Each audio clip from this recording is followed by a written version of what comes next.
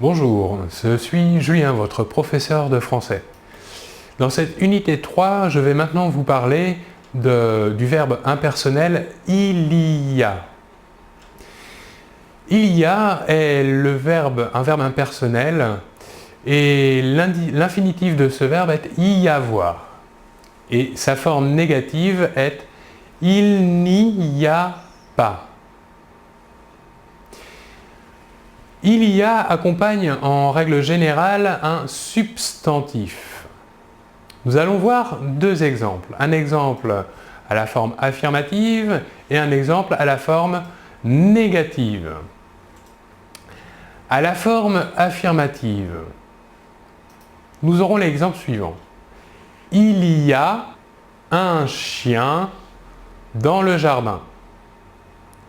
Ici, nous avons bien le verbe impersonnel il y a, suivi du substantif introduit par l'article indéfini masculin un.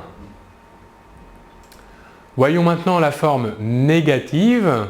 Nous aurons donc il n'y a pas de chien dans le jardin.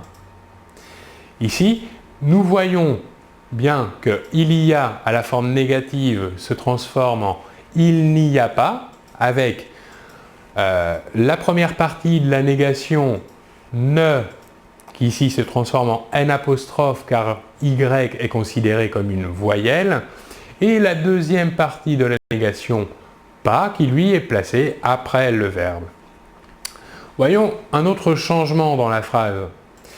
L'article indéfini à la forme, dans une phrase à la forme